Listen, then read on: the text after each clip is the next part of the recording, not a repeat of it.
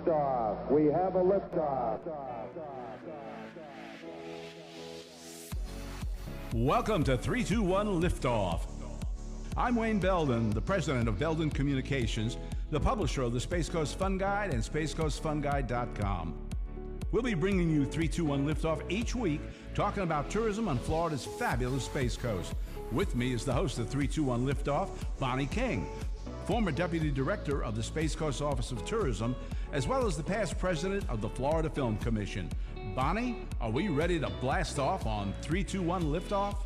I think we are. Hey, today we're here at the Visitor Center at the beautiful Merritt Island National Wildlife Refuge, and all managed for conservation and open for all of us to enjoy. And the surroundings here are definitely a treat to the eyes. And when you take it all in, you truly appreciate the beauty of nature, and that's where we are today. 321 Liftoff is brought to you by the Beachside Hotel and Suites on Cocoa Beach, offering a great overnight vacation destination when you plan your trip here to the Florida Space Coast, and by Longboard's Restaurant and Tiki Bar, located at the Hilton Oceanfront on Cocoa Beach, offering a fabulous ambiance with great food and drink, and by the SpaceCoastFunGuide.com, where you will learn what there is to see and do in this fabulous area and where to do it. And joining me today, as always, is my good Freddie, my good buddy, John Belden, Vice President of Belden Communications. Hey, John. Hey, happy Friday to you. I got to tell you, I love it out in this neck of the woods. My daughter and I once actually came here, and after we took a hike here at the refuge, and she actually said she was awestruck. And yes, that's the word that my daughter used. She said she was awestruck at the beauty that unfolds on every turn. And I got to tell you, I agree. It's a beautiful area. If you've never been here, you got to come out and check it out.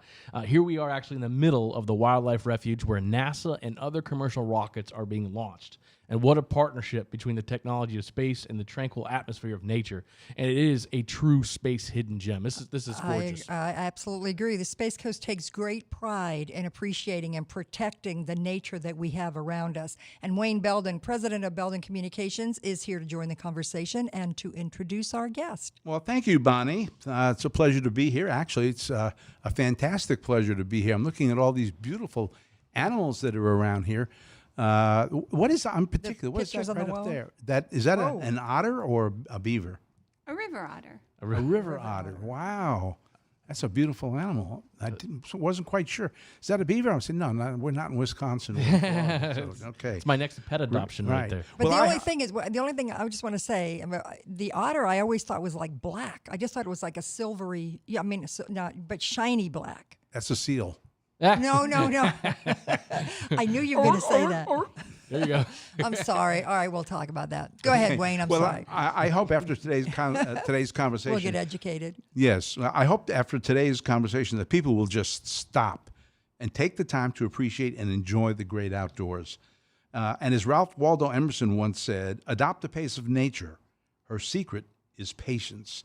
And we want to welcome Kim King-Wrenn, Visitor Services Manager for Merritt Island National Wildlife Refuge. How are you? Welcome to the show. Thank you. Happy to be here. Awesome. Yeah, so tell us, we are in the middle of 140,000 acres? Yeah, 140,000 acres. That includes both inside the secure area of the Kennedy Space Center and outside the Space Center. And it also includes almost all of the Mosquito Lagoon and portions of the Indian River Lagoon and Banana River. Wow. I got to ask you, where are you from originally? Massachusetts. You detected that. I was picking up on I almost thought Canada, so I was a little off. But okay, very good. So now you're here in Florida. So tell us about what you do here to promote this area and what you do to keep it up. So my main job is to coordinate the work of a lot of fantastic volunteers who keep the refuge looking good and who help us welcome all the visitors that we have here. So we have a huge volunteer workforce, and they do everything. The Visitor Services Division does everything that has to do with people here at the refuge. So there are lots of biologists that work on the refuge, but they tend to like to be out in nature. And so we're the kind of oddballs who enjoy interacting with people and planning events. And you get a lot of them, too, don't you? How many people come through here a year? So in a regular year, We have about 1.8 million visitors. That's a lot. That's a It's lot. Great. Yeah. That's a lot of welcome gifts and stuff, right? You got to make cookies or something for those folks. That's And of course, awesome. we realize that probably we lost a little bit maybe in 2020, but now with everybody coming back out, and this is a great place to visit because you're outdoors. Yep. So it's always a great place to visit. But during the trying year of 2020 with the global pandemic, our visitation skyrocketed. Oh, Wow. Because Wow. people felt safe recreating outside. well, there you go. So actually, last year we had 2.6 million visitors. Wow. That made us the 4th most visited refuge in the country. Oh Wow. my Yep. gosh. That's incredible. How many refuges are there in the country? 568. 506. Wow. Wow. And you were number 4? Yes. Congratulations. Any more? There's another reason to come here and get Space to see Coast, that. yeah, That is great to hear. There's a lot of cool stuff to do out here, too. I've done a lot of kayaking out here, and it's just beautiful. And along the Blackpoint, let's talk about that. When you come over that Max Brewer Bridge and you're coming through, and then You know, when I first arrived here, my first visit to the refuge was coming over that Max Brewer Bridge. Yes. And you just get this beautiful view of the refuge that unfolds in front of you. And it happened to be one of those gorgeous days where the little spoil islands look like you're in the Caribbean with Yeah. the sandbars showing. And as I cruised down onto the flats, roseate spoonbill flew right across. there you Really? go. And I said, yeah, I'm staying here. Yep. You know? Yep. So a lot of people come for the beautiful lagoon and the great fishing, and a lot of them come for the wonderful birds like those spoonbills. So beautiful, too. I've done tours out here with my daughter, and I mean, hours. And you're out here 5 hours, and it feels like it's 20 minutes. You're just having so much fun. You see bald eagles, you see the spoonbills, you see everything. You see gators, and it's just like it's a real beautiful thing. How many species of animals do you have out here, do you think? Probably about 3,000 different types of things. My She said that goodness. all nonchalantly. Yeah, no big deal. Probably so. She's got a name for every one of them. That's the Wow. thing. That's 3,000. No big deal. no big deal. Well, we're an important bird area. That's a designation from the National Audubon Society because we have birds that live here all year round, like the spoonbill. And then we have the migratory birds. When birds go south for the winter, this is where they come, right? Right. And so. Oh, so you're an accommodation for birds. Yeah, that's right. For snowbirds. It's their vacation. You know, they come here and hang out. Yep. So we have loads and loads of species of birds that come through on migration or that live here or that come for the whole winter.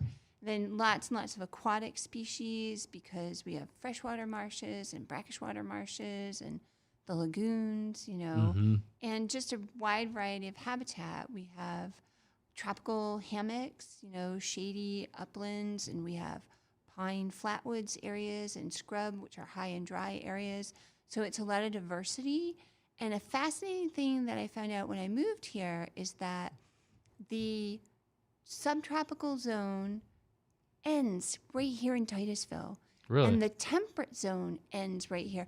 It is Route 406 right through Titusville is the line where those two come together. So we have species from the temperate and the tropic both right here. Do they have a crossover? Fight Club. Fight Club? Yeah. See which is better.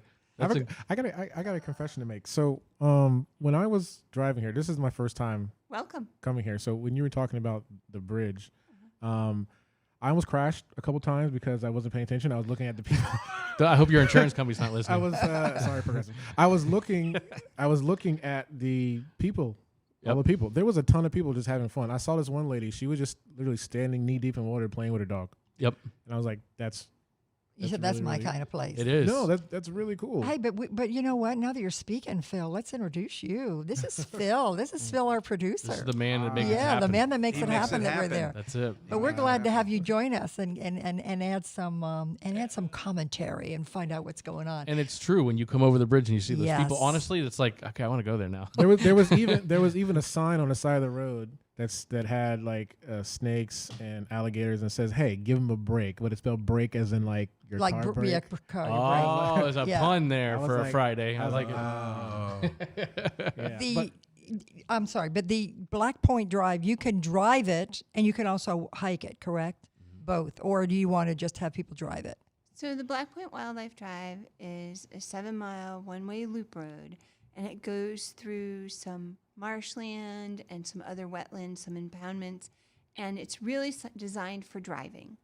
But along the way, there are 2 hiking trails. Mm-hmm. There is the half-mile Wild Bird Trail and the 5-mile Crookshank Trail. So you really want to be driving around the road and stopping for hiking, because there's a lot of people like Phil who are looking at the birds Poor while Phil. they're driving. Right. And you don't want to be walking or biking out there because people are not paying attention. They're too busy looking at all the wildlife. See, I'm not the only one. You're not the only Yeah. one. No, not at all. And it is beautiful. And we actually did that. We when we were out here, we drove, and there's parts that you can actually pull over and get out and walk. And again, you get real close. I mean, it's just to see them. I never knew I was a bird guy. You know, because we have one of the biggest bird watching events in the country comes here every year, the Bird and Wildlife show. Anyhow, so I never knew I was that type of person. And when I came out here and I started seeing them, I said, I get it now. It's Right. beautiful. Yeah. I mean, Now we know why people show up with all their, their telescopes and everything, because they want my to find gosh. those birds. Yeah, they're so pretty and peaceful. beautiful. Our biggest user group is wildlife photographers. Yeah. They're by far the biggest user group, because on Blackpoint Drive and on the Biolab Road and other scenic drive, you can get really close. And even if you don't have a very fancy, expensive camera, you can still get really good pictures. iPhone these days, man. I have an iPhone. I take really good photos with that, and it's great. Get to see some good stuff. Now, the other question that I have is, when you come over and you're entering the wildlife refuge, off to the right is it's the lagoon area, but there's like trees that are growing out, little like big bushes, which is a very cool look. But what is that called? So what you're looking at to the south of the road is actually an impoundment. It's the Peacock's Pocket Impoundment, and it was created for mosquito control way back in the 60s. And those little bushes you're seeing are baby mangroves. So, Okay. And so they're in a nice protected area there, and they'll probably grow bigger, and won't keep that look. But right now they're just kind of juvenile mangroves. I know it's a really cool look. I know that when I used to do film work and stuff, then people were looking for locations that looked like that. I would take them out here to take a peek and look at, because it's a very cool. It's highly photographed. Yes. I can imagine, yeah. And also the little, just like you said, the spoil islands that are out there, and you can see people, they bring their boats up there and maybe spend the day. Now, are they allowed to spend the night there? So the spoil islands that you see from the Maxborough Bridge are not within the refuge. So that's not actually part of the refuge. I know, but it's still a good look. I mean, you can see it when you're in the refuge. Right. It's very Yeah. cool. But I just didn't know if people were allowed to spend the night there. The ones that are inside the refuge are not. Okay. Yeah. So there's no camping inside the refuge. Gotcha. What All right. what makes a refuge a refuge? Like what is about the area that's? I don't even know what is a refuge anyway. It's where they all come, right? Sure. So the National Wildlife Refuges are your public lands, and they are the public lands that are set aside specifically for wildlife. So we have other public lands like national parks and national forests, but your wildlife refuges are the only ones that are managed specifically for wildlife. And of course, we also welcome people, but that's technically a secondary use. Right. But not at Merritt Island. Not with 2 million visitors. Right. And so what we do here is we manage land for wildlife. And they're created in all different kinds of ways. Some of them are created when a biologist says, we have an endangered species here, and we need to protect this habitat for this endangered species. And that's what happened at the nearby St. John's National Wildlife Refuge. That's just to the west of Titusville. That one is actually closed to the public because of the endangered species that live there. They're very critically endangered. What kind of species would live there that are? So there's 2 species. When it was first created, there was a sparrow called the seaside sparrow, which unfortunately went extinct. Oh, wow. But now there's a new bird called the black rail, and the black rail is just about to be added to the endangered species list. And one of the few places where it's doing well is here at the St. John's National Wildlife Refuge. Great. So in the rest of its range, it's in a lot of trouble. Okay, but you said it's a new bird. Well, it's not a new bird, but it's newly listed. Gotcha. It hasn't been on the it's just been proposed to be added to the endangered species list. So what if somebody wants to see that bird? They're not allowed to go in there to see that bird. Thanks for asking, Ronnie. they can come to the Space Coast Birding and Wildlife Festival, and then they can go on a guided tour out to the St. John's. It's the only time of year that we give tours is during the Space Coast Birding Festival. Awesome. So a refuge is anywhere where there's wildlife. That's protected, right?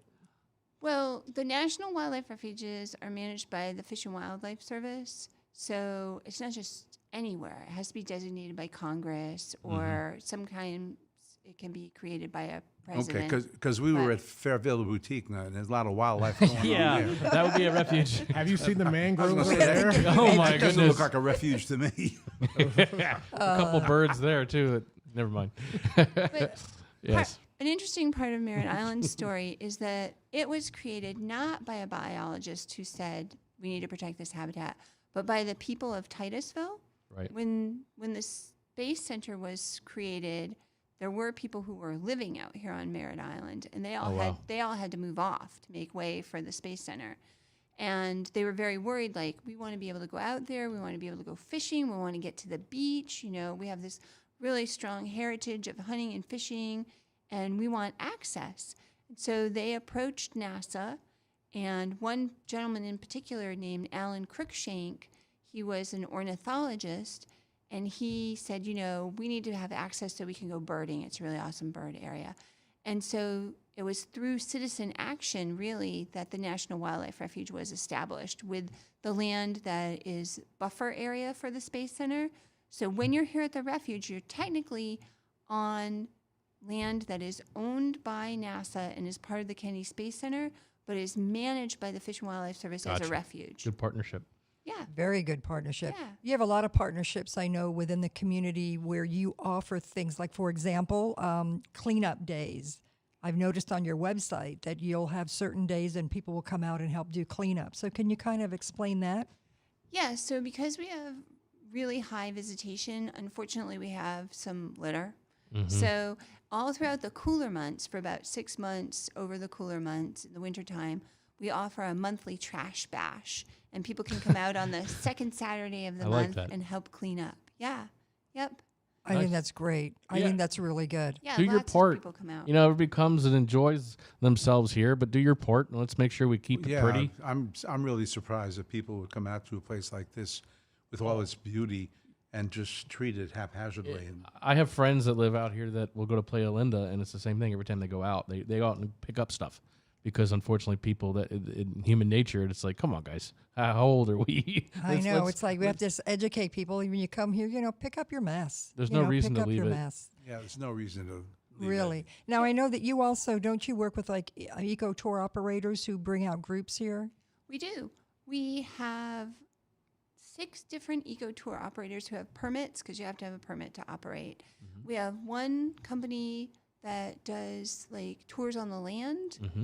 Like you can hop in a little van and get a guided tour of Blackpoint if you want someone to tell you what you're looking at. Right. And then we have folks who do the kayak tours.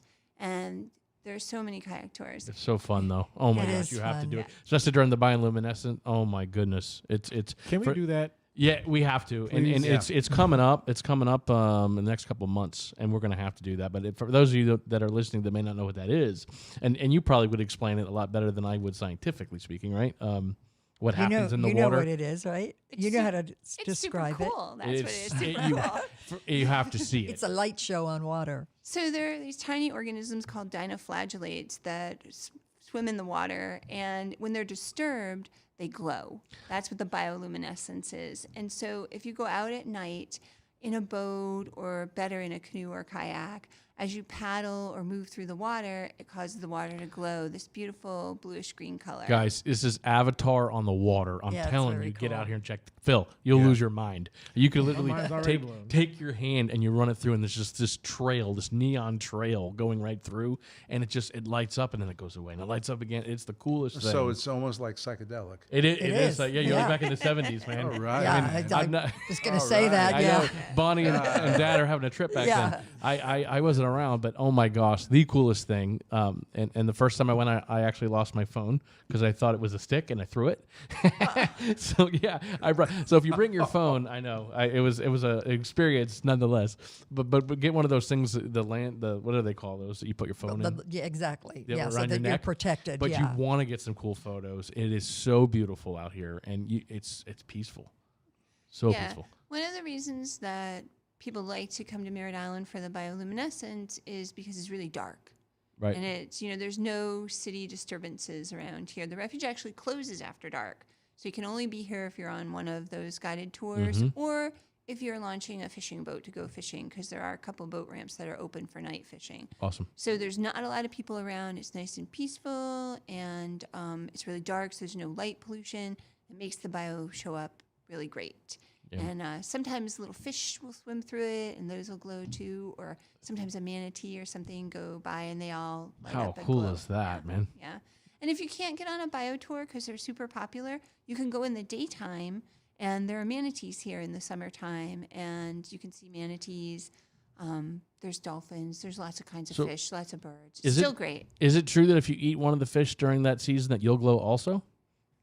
No? Oh, I heard that. I thought maybe. That'd be cool, right? That'd be awesome. Who have you been hanging around with? I'd be going out there right now. Let's check it out, man. Really. And some of the events that you do have, I also noticed that you have some bike tours. They do bike tours out here? So Neat. we are getting practice for when our bike trail opens. Cool. They're supposed to start construction on the bike trail next year in 2022. But in the meantime, in the winter when it's not terribly hot, we offer guided bike tours on some of our dirt roads that are less traveled with cars. So if you have a mountain bike or some sort of a trail bike, usually about once a month throughout the cooler months, we offer those tours to kind of have somebody show you where to go if you've never been here before, tell you about the birds you're seeing. That sounds fun.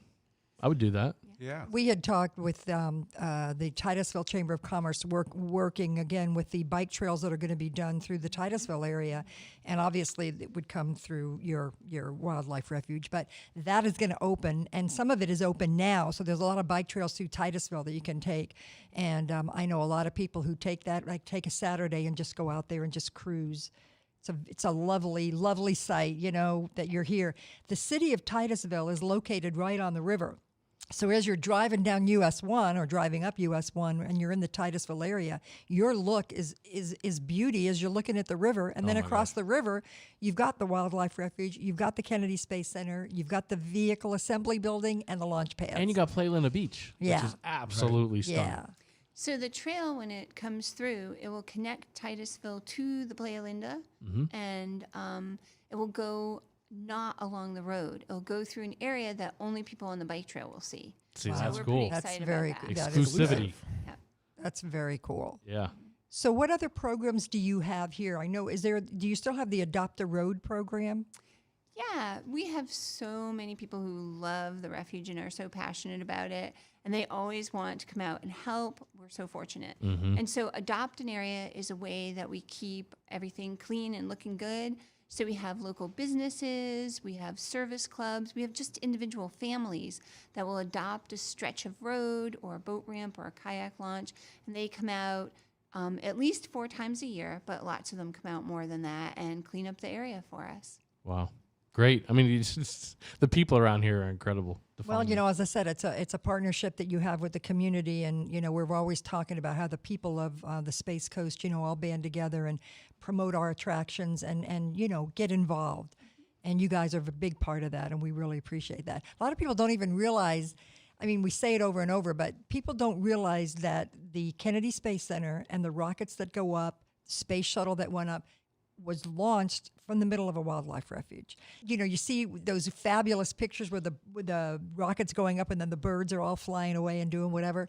But it's a great sight to see. And I know that when a rocket is launched, tell us now, do you have to close a certain part of the area because of that, or is it too far away now? That's a really good question. Thanks for bringing that up. NASA is in charge because NASA manages the paved roads through the refuge. So they decide, and often they decide to close the roads when there's a launch, especially if the launch is from pad 39A, which is the closest one to Playa Linda. So sometimes they just close when Playa Linda gets full, and other times they close like the day before, like the night before, and don't let anybody come in at all. And that's always their prerogative, and we never really know until pretty close to the time, you know, like the day before. But then, of course, you guys know, because you're here on the Space Coast, sometimes there's a scrub, right? Oh, yeah. So, like, okay, open it up quick. Yeah. And they do open up really quickly. After the rocket launches, it's just a matter of minutes usually before they open the roads up again and people can come in. And they do. They're waiting. They're like, all right, time to go. So I didn't realize, I'm sorry, that people used to live, you said people lived out here beforehand? Oh, absolutely. There were several different communities out here on the island before the Space Center was built. And there was, of course, Indian River fruit, all of the citrus groves that were out here. And even way back after the Civil War, there was freed slave communities here. Wow. And before that, there were Native peoples who were living here. So we've always had a lot of people out, just enjoying the resources that are here. What a place to live. Well, there's also the cemetery that's there. There's several cemeteries that you can see. And Out here? Yes, Oh, I didn't and know that. they allow the families, I think, at a certain time of the year to come out if they want to go there. There are some that are directly adjacent to Route 3 that the public can see. And then if you have anyone, interned there, then you can have access as well. Wow.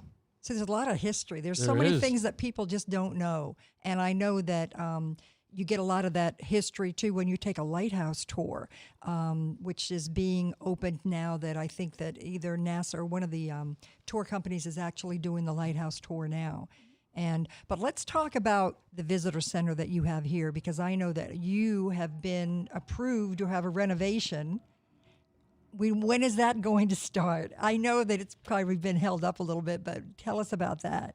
Yeah, our current visitor center was built in 1986, which isn't that long ago. No, it's not. No, it's not at all.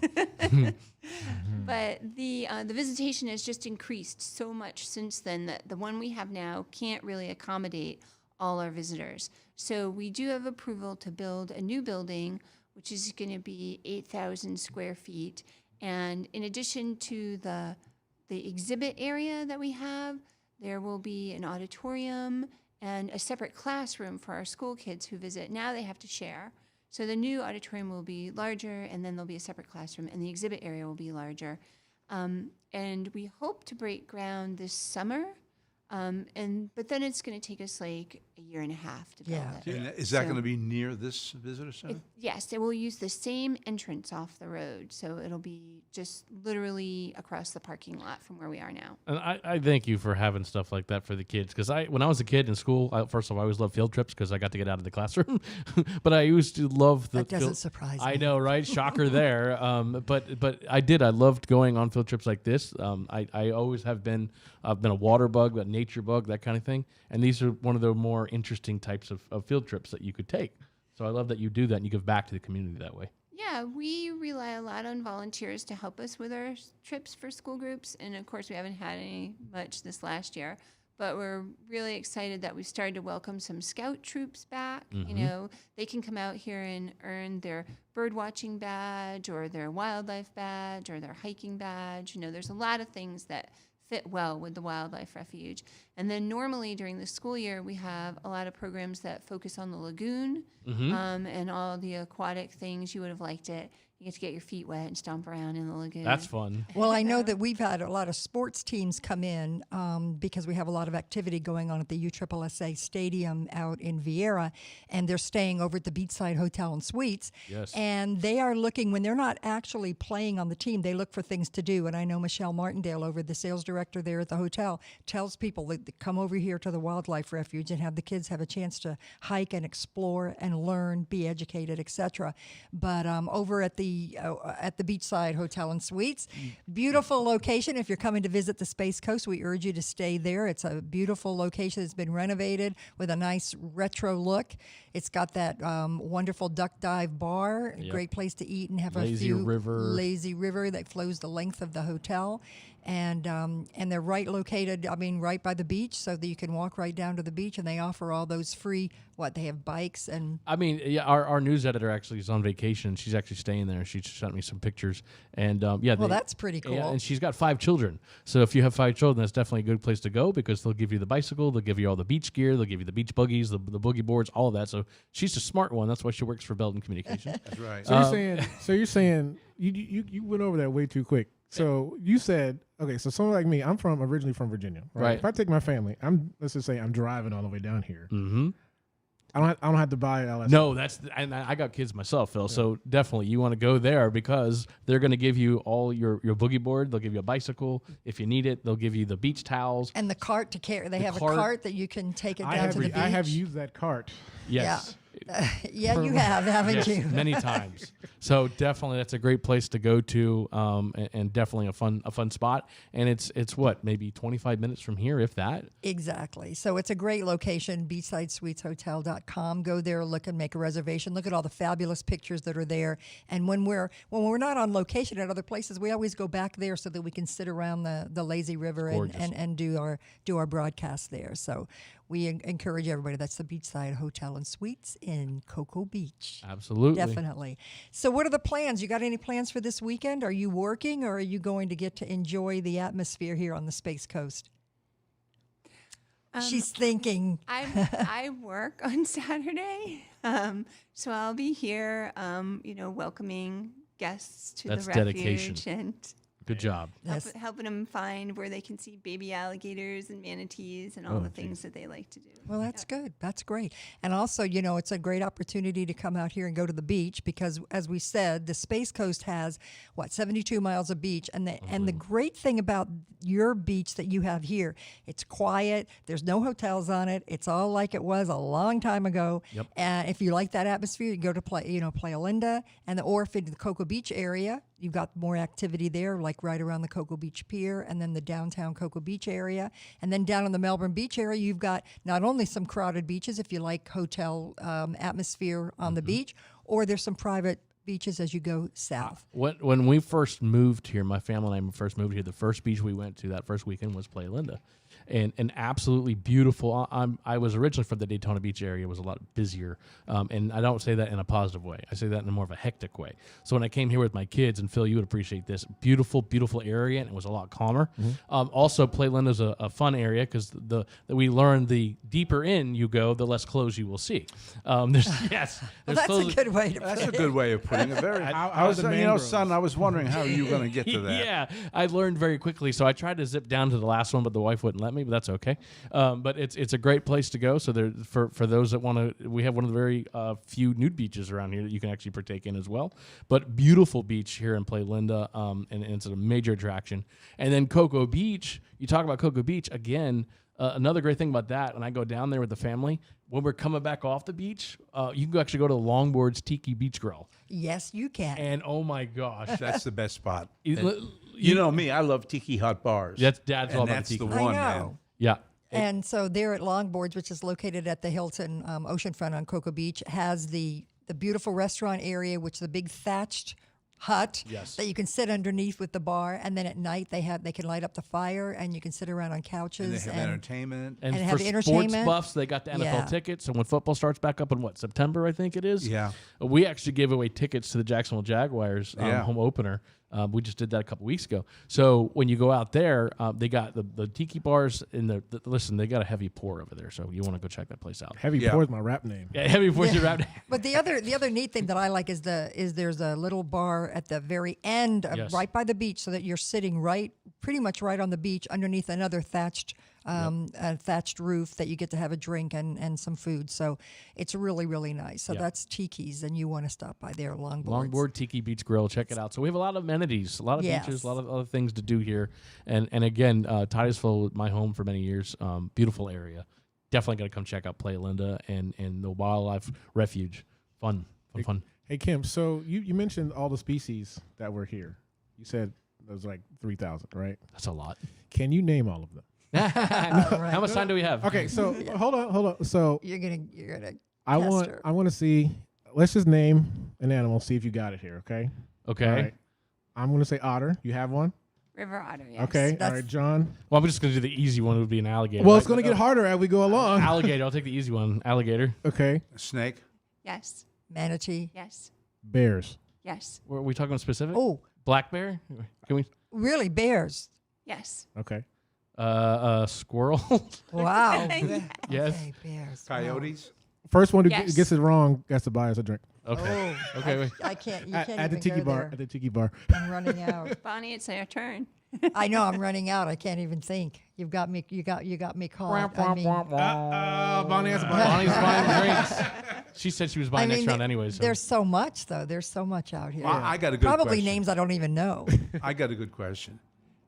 If you could speak to one species of these animals, which one would it be? Oh man. Ooh, the otter whisperer. That's right. No, I would like to talk to this black bear that we have because it keeps coming around the visitor center. Stealing our lunches. That's right. What the heck's going on here, buddy? You're like, what is he doing here? So it's not a species. There's a specific bear you got a gripe with. That's right. Have you named him? Is it only? I mean, really. I did not know that. Is it one bear or is it a bunch of bears? A family of bears. You're right that it's unusual to see a bear. We don't know if it's one, but we haven't seen bears in many years. And then just this past year, we started to see bears here. Interesting. It could be one or it could be a couple. There's Yeah. a road named after. What is it? Blackpoint Bear? Or what was it? There's a road with the name Bear in it. Am I crazy? You're crazy. No, You can adopt a road and name it if you'd No, like. but I thought there was. You're thinking of the Bears Cove boat ramp, Probably, because I know that there's something with the bear. but it's Bears is a family name. It's not spelled the same. Oh, you called me there out. you go. called me out. Like the paint company. Gotcha. There you go. You know, another neat look that I like too is when you come over the Max Brewer Bridge and on the side of the road, people actually set up tents so they can spend the day going out swimming, fishing, kayaking, boating, whatever. But that's a neat look. I mean, what a great way to spend the day. You can bring your own little grill and you do whatever, but it's also a neat look as you're driving, into the wildlife refuge and see that. It's definitely a fun place, but I have to say that is actually a county park. Right. So I got to give the folks at the county credit. They're the ones who maintain that area and keep it up for everybody. And once you drive across the causeway past all the action, that's where the wildlife refuge Right, because starts. there's a big sign that tells you that you've just There crossed that is. line and There it's there. is, but- But the ambiance of what you see as you're coming in is it's just a sight, and I love that atmosphere. I love the nature, the quietness, the tranquil, the way that it is. It's it's all people part are of it. definitely having a lot of fun there. You can Yeah. tell when you're Oh, coming. man. No through. doubt. Yeah. And watching a So- launch from out here as close as you can get. I mean, Do the animals get scared when there's a launch? They leave, but they come back. Like a lot of Where do birds. they will go? fly. Well, all the birds hide can in the fly bushes. away and go someplace where they feel safer. They're used to it now. They know, that's SpaceX. But yeah, that's Yeah, come on, what buddy. is that? The new guy doesn't know what's going but on. like the alligators and bears and things like that, where do they go? What's really funny is that when the rocket launches, the alligators a lot of times will start bellowing because Bellowing. the rocket launch is a very rumbly, deep, vibrating kind of experience. And alligators, when they're communicating with each other or communicating with you that they are annoyed and you need to back off, they bellow. It's like a really rumbly, deep sound Right. they make. My and dad the used to do that to me when I'd water get in trouble. The water vibrates all around them. Rawr. And after a rocket launch, the gators will all start making noises. Yeah, Yeah, they're hot and bothered, so to speak, right? They're just saying, "What is that?" Well, there it goes fri- again. They're frightened, Yeah. I think Well, they're territorial, yeah. actually. They're kind of replying. They hear that rumble and they're playing with their own rumble. This is my area. I'm here. I think That's it's kind of it. funny when you are hiking along or whatever, and they know that you're there. They will make that noise to let you know, like, "Hey, I'm here. Don't come near or stay away." I was here first. Exactly, and I hear them loud and clear because I hike around the Ulame Wildlife Refuge, and believe me, they let me know when I'm getting a little bit too close or whatever, and I'm happy to back away. I love, and this is not necessarily out here, but still kind of related. So I went on an airboat ride, and on the airboat ride, we came across I think it was a cow crossing the river there, And it was not scared at all that this boat was coming because it said, look, I'm here. This is my spot, and you just have to wait. So I love how these animals, they know this is my territory. You're in my world now. But that's a neat look, isn't It's it? When awesome. you're out there on a boat ride like that, airboat Yeah. ride, and then you see cows in the middle of the water. That's what I love about the Space Coast. This is the real deal out here. This is Yeah. not manufactured. It's not like if you go over into a theme park in Orlando and they're creating. No, this is the real deal. Right. And This you, is not a TV show. This Right. is it. This is it. If you want the real scoop, you can get out here, the Merritt Island Wildlife Refuge. You can get real close to get some great shots of the birds. You can see the animals. Speaking of, the cool thing about wireless cameras is I can pick a camera up and walk around here. Is it cool if I show your friends over here and the friends out there? Is it Sure, okay? All right. So John, you got to provide commentary because I want to show. Well, we're seeing some cool. So and we talked about that before. That's an otter up there. That's an right? otter. It's a river otter. A river otter. And it's not so dark colored because it's dry. And you probably see them wet when you're in Right. the wild. Right. And they would It's look real darker. shiny. Can we wet them real quick to see? Well, then what- I feel better because I know I live on the wildlife refuge on Ulamay, and I will see them, but they're always dark. So So that's what's- because they're wet. And okay. that's a What's- turkey underneath it. Oh, that's a turkey. Yeah, That's it's not- a turkey. That's a turkey. Yeah. that's Just a look like that turkey. when I make it in Thanksgiving. Gobble gobble. So we've got the turkeys, and then we've got a bunch of these beautiful photos up here, which are the top left. What is that? That's President Biden. Oh, Not sorry. that turkey. The bird above the gator. An egret. That's an egret. We got a bald eagle. Bald eagle. Some beautiful birds. Some the herons. herons. Who took these? These are One just. of our volunteers took these. These are wow. Looks like his name is Bill Thompson. He That's seems to right. be a very good photographer. Our friend Rob Yeah. Varley takes some really good photos. I thought Yes, maybe one he of those does. might have been his. So yes, we have some beautiful photos, and then I think Phil, when you go out there on display, I believe they had some.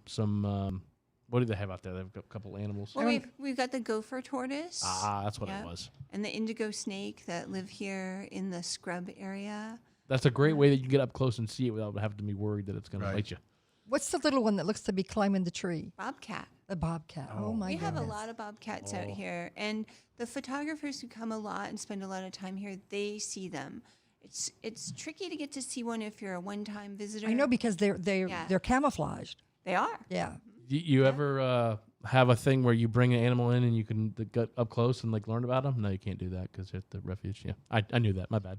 They're protected. Can't do that. One of the things, it is exciting to be able to get close to them, but you have to remember that they are wild animals, Right. and it's not a zoo, even though you can get pretty close. So we don't want people to put themselves in danger. I respect that. Yep. Just because the alligator is laying across the trail doesn't mean it's okay to step over it. Right. That's a Right. very good point. Doesn't mean you go over and try and pet it. I love that picture up there. What is that? That's a hog. A wild boar hog. Yeah. And that bird. What is that? A crane? A great egret. Great egret. Wow. And that hog did not attack the egret. Oh, no. What's that up there? That's a tortoise shell. Sea turtle shell. It's a big sea turtle. And we have some of the best sea turtling nesting here. Right here in Space Coast. Yeah, You got in it. the world. And our partners at the Canaveral National Seashore, they give walks at night where you can go out and see the sea turtles nesting. See, there you go. That's a So- thing where you can get up close and look Yeah, at them. And again, yeah. another beautiful sight. And I love that. I really want to take a bobcat home now after seeing that. Look how cute it looks. That's because it looks cute. It does You look don't- cute. You don't want to get involved in that. It was like me. I was cute until I got bigger, and then it was like, okay, go away. He got tamed really good. Bobcats and otters both bite. even Otters though they bite? look- Oh, really? Oh, yeah. I didn't know that. I otters. didn't know that either. Well, geez, Louise. All right. Okay. Well, listen. Wow. What You about know. penguins? Are penguins bad? Did they bite? Because I really want a penguin too. We don't know. We don't have penguins No. here. She doesn't want to talk Doesn't about wanna talk about penguins. penguins. Don't want to talk about penguins. Hey, thanks, Kim, for having us here and showing us around. We really appreciate it, and we appreciate all the work that you do and all your volunteers. We look forward to your renovation. Yeah, thanks for coming out to see the refuge today. We're happy to get the word out to our visitors about how to have a fun and safe visit. It's a gem. Get out here. Yes. Absolutely. Another hidden gem on Florida Space Coast. Absolutely. We want to thank our sponsors, the Cocoa Beach, our Beachside Hotel and Suites, and Longboard. Longboard's Tiki Bar, and of course the Space Coast Fun Guide, where the discount coupons are in there. So get your book, because let me tell you, it's a great way to be able to see all the attractions and restaurants and get a discount as well. For those who are listening, the brand new book will hit the lobbies by July 1, 2021 here. So get ready for the new book with new coupons and new things to come see and do. But come on down, plan your trip on spacecoastfunguide.com. And they could also get the coupons off the website. Absolutely. Yeah. Right off the spacecoastfunguide.com. website. You can book your accommodations. You can find events and get directions to things like the Merritt Island National Wildlife Refuge. So absolutely come check this stuff out. And the book is very educational as well, because you got a lot of good detail in there. We do. Which is very nice. The map. And the Everybody loves map. the I was map. just going to mention the map. Somebody we ran into the other day said they wanted the map blown up so they could put it in their, Their restaurant, restaurant. That I was think, last right? week, Yep. Q. Yeah, when Yep. we were over at Hotel Melby, I think, right? Right.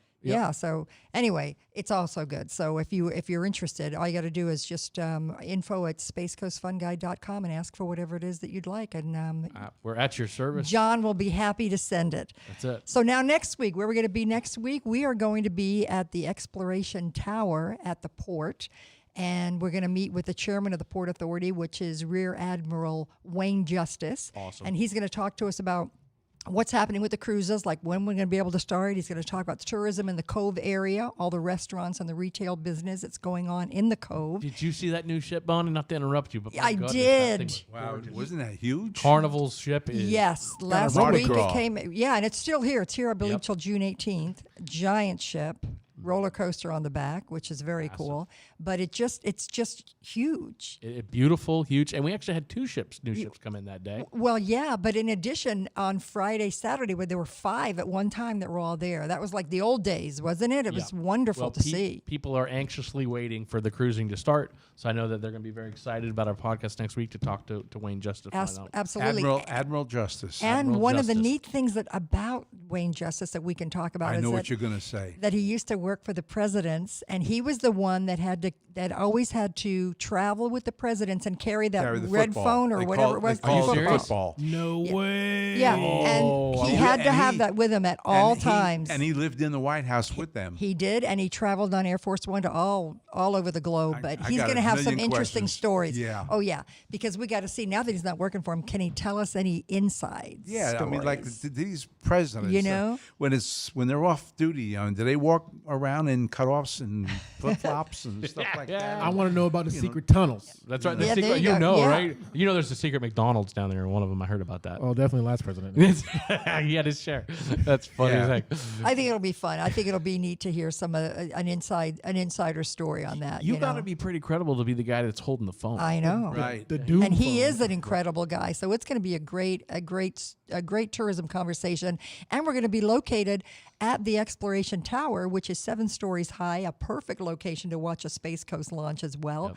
And so we'll be right there, probably up on the 7th floor, overlooking the whole port area. Wow. And we'll still have the ship will still be there, I believe. Carnival Mardi Gras. Wow. Yeah, It's gonna be unless because it fantastic. probably won't leave till around 4 in the afternoon or so. So we should be able to have that as a backdrop. Royal Caribbean was in here the other day. It's great seeing these